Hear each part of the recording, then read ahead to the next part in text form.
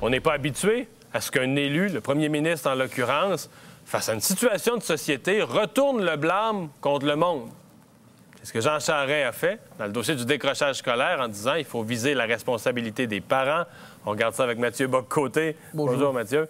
On va commencer par repartir des propos exacts de Jean Charest. On a mis un résumé sur un tableau. On n'est pas habitué à ça, quand même. Non, parce que la plupart des hommes politiques aujourd'hui disent l'État a réponse à tout. Hein? Même ceux qui seraient les plus libéraux auraient tendance à dire que l'État a réponse à tout. Alors là, Jean Charest a une forme de courage, Il sort de ça. inattendu. Il nous dit l'État n'a pas réponse à tous les problèmes. Il y a des problèmes de culture. Ouais. Et il dit ce qui m'étonne dans le débat, c'est le peu d'attention qu'on donne aux parents. Ils devraient s'enquérir tous les jours auprès de leurs enfants et de leurs études. Juste ça, je pense que ça se fait pas assez. Et là-dessus, il n'a pas tort. Plusieurs le constatent sans le dire publiquement. Donc ça, que tous les problèmes ne soient pas politiques et administratifs, bonne nouvelle. Cela dit, il se décharge un peu rapidement, si je peux dire, des responsabilités indéniables du ministère de l'Éducation et de la bureaucratie du ministère de l'Éducation dans ce désastre qui est l'éducation au Québec depuis plusieurs années. Et qui est Parce que le parent, à son bout, il peut suivre son enfant, mais il ne contrôle pas le contenu, le programme, ce qui se passe à l'école. Il y a un bout qui vient de l'État quand même. Non seulement ça vient de l'État là-dessus, mais l'État, depuis, non seulement ne fait plus son travail de transmission de culture, de connaissances, mais il a d'une certaine manière saccagé les connaissances. Le plus bel exemple de ça, c'est la fameuse réforme scolaire, dont on parle beaucoup, et on a raison d'en parler, parce que la réforme a véritablement institué un principe de saccage dans l'école. Pourquoi?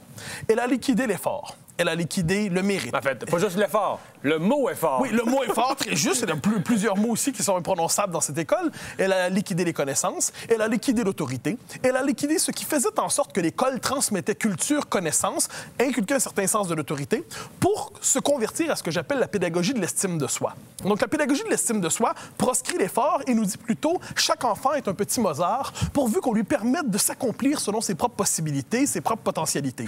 C'est faux.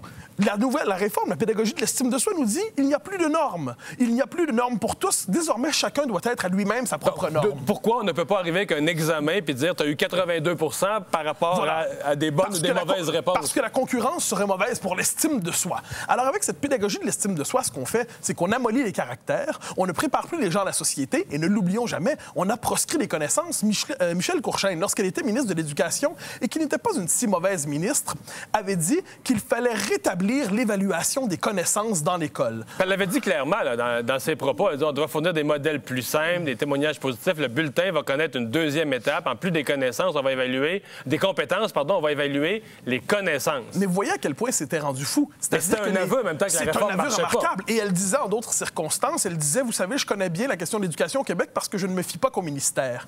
Autrement dit, l'éducation au Québec a été confisquée par le ministère de l'Éducation et par sa bureaucratie, mais aussi par ce que j'appellerais une secte de pédagogues, pardonnez le vocabulaire, qui a développé tout un vocabulaire ésotérique, incompréhensible pour parler de l'école. Bon, et là-dessus, sur le langage, on revient aux parents. Oui, bien sûr. Comme parent, bon, ton enfant te connecte à l'école. Une autre affaire qui te connecte à l'école, c'est le bulletin. La première version du bulletin qui était donnée aux parents, hey, je m'excuse, mais ça, c'était un outil pour déconnecter les parents de l'école. Aujourd'hui, Jean Charest dit aux parents, prenez votre responsabilité. Mais il y a quelques années à peine, le bulletin venait de dire aux parents, mêlez-vous de vos affaires, vous comprendrez rien, puis c'est pas grave. Oui, mais l'idée, c'était d'en exclure les parents. C'est-à-dire, il y a eu cette espèce de cléricature du ministère de l'Éducation qui s'est dit, les parents ne doivent pas se mêler de l'éducation, parce que l'éducation, c'est scientifique. L'éducation, ça concerne les sciences de l'éducation. Si les parents s'en mêlent, ils vont arriver avec la concurrence, l'effort, l'autorité, l'exigence, les connaissances. Tout cela est dépassé, conservateur et réactionnaire. Méfions-nous-en. Eh bien, ils ont développé aussi un vocabulaire incompréhensible. Et puis là, on demande aux parents de s'intéresser ensuite à l'école, aux travaux de leurs enfants.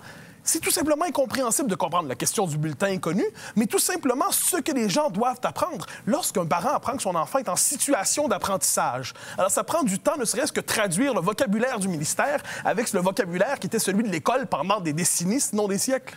Il nous reste quelques secondes. Si on voulait résumer l'intervention de Jean Charest, bonne, mauvaise, utile... Un rappel élémentaire, tout ne revient pas à la responsabilité de l'État. Un rappel, par ailleurs, incomplet, qu'il prenne ses responsabilités. Le ministère de l'Éducation doit être réformé de fond en comble. Le ministère est le problème, ce n'est pas la solution. Et les parents, ça, ils ne peuvent pas le faire. Seul le gouvernement a les outils pour le faire. Responsabilité politique. Mathieu, merci beaucoup. Au plaisir. Après la pause, juste avant sa conférence de presse, plus tôt dans la journée, je vais aller parler à Jonathan Duhamel, un champion de poker allumé.